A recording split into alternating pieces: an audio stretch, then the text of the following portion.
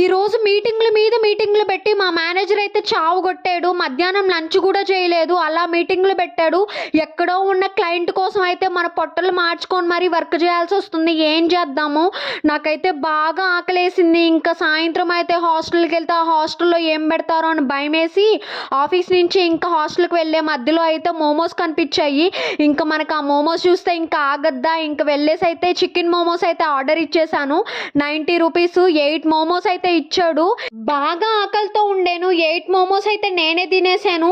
ఇంకా రోడ్డు పక్కన నిలబడి అట్లా మోమోస్ తిన్నాను. ఆ రోడ్డు పక్కన దుమ్ము ధూళి అంతా ఇంకా మోమోస్లో ఉంటుంది. మనకు అట్లాంటివే ఇష్టం కదా, అందుకే లేస్తే బయట గడ్డి తినడానికి ప్రిఫర్ చేస్తాం కదా. ఇట్లా అయితే రోడ్డు పక్కన నిల్చొని అయితే నేనైతే మోమోస్ తిన్నాను. ఇలా అయితే జరిగింది ఈ రోజు అయితే.